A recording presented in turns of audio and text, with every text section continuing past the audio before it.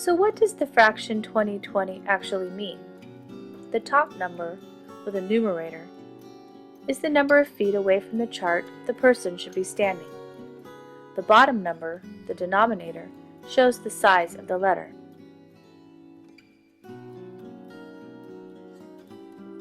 In addition to an age-appropriate eye chart, you will need an occluder. Do not use the child's hand to cover the eye. The child may easily peek through her fingers or put undue pressure on the covered eye, which could affect the vision result. We recommend that you use a disposable occluder, such as a Dixie cup, tongue blades with back-to-back stickers, or fish-shaped templates. Discard after each patient use.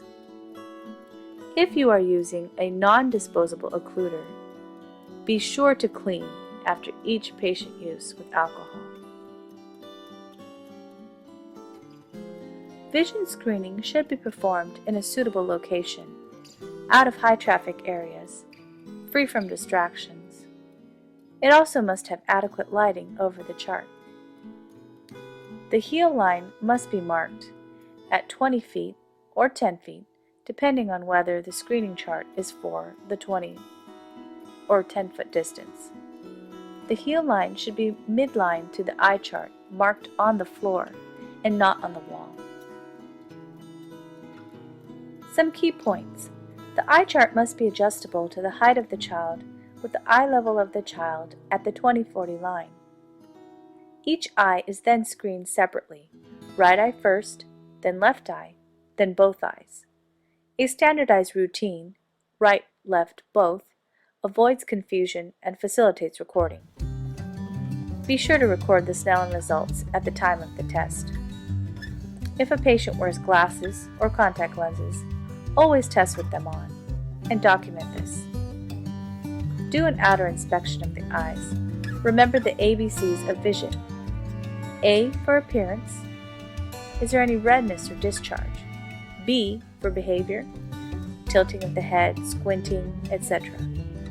And C for complaints, either by the patient or the parents.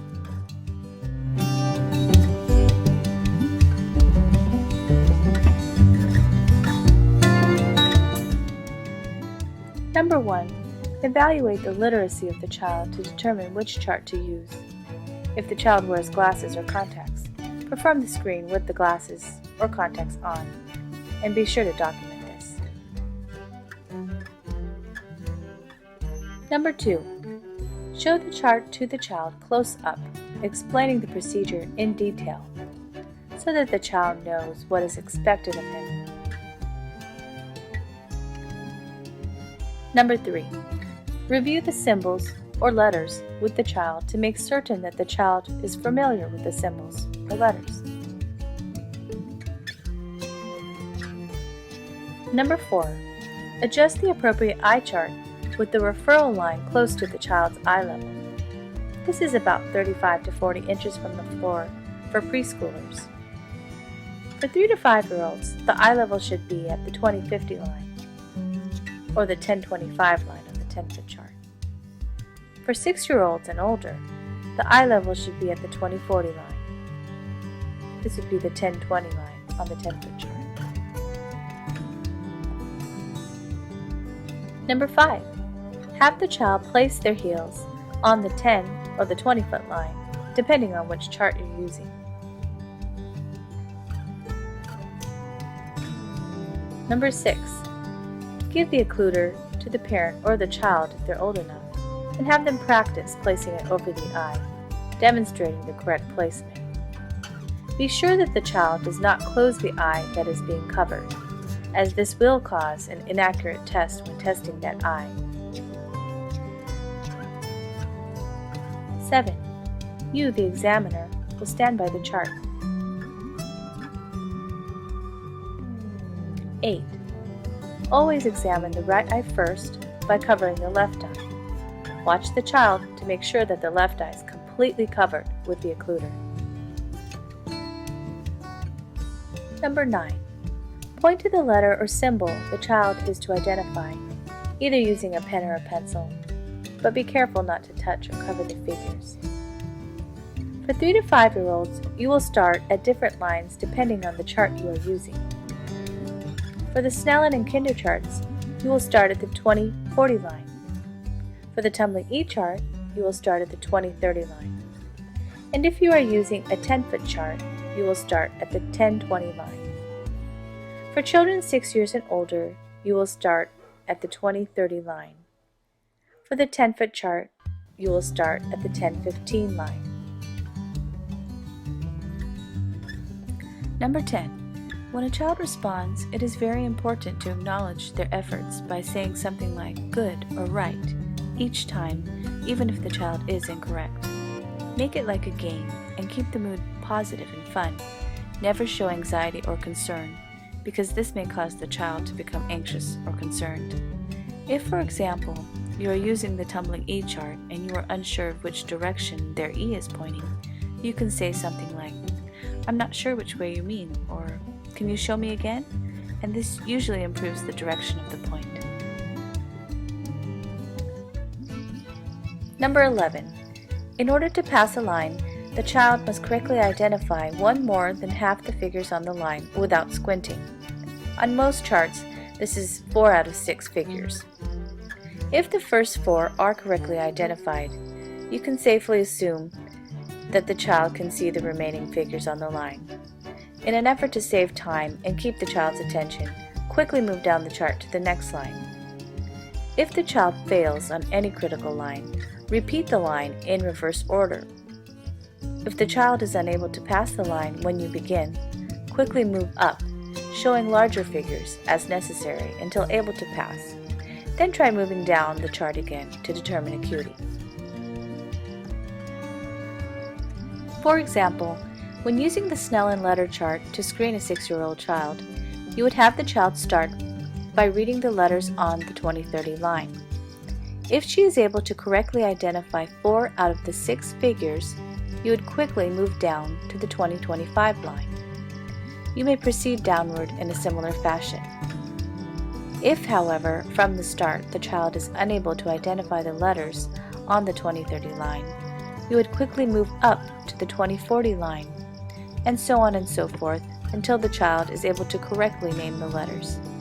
You would then try moving one line down again to try and determine the child's acuity.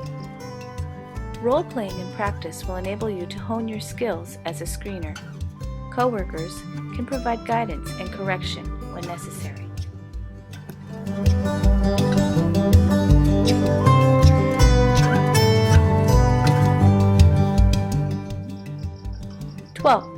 Record the smallest line of figures the child can identify. For example, 20-20 right eye, 20-20 left eye, 20-20 both eyes.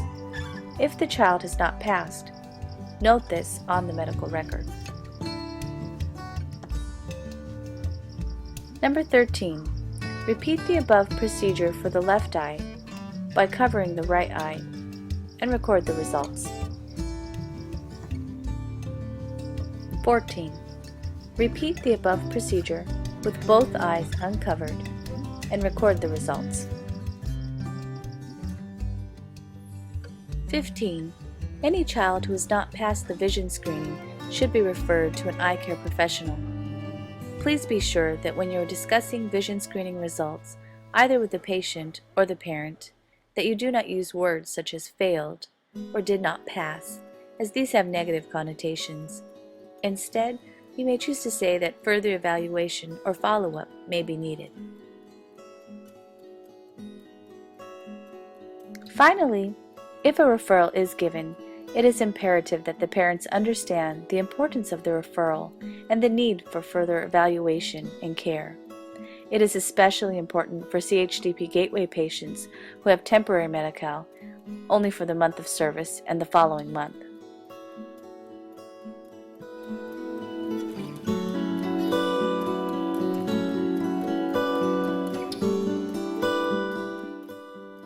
A referral can be made to either an optometrist or an ophthalmologist, depending on the condition and the type of follow-up that is needed. An optometrist is a person who is trained in optometry, the science or work of examining people's eyes and fitting them with eyeglasses or contact lenses.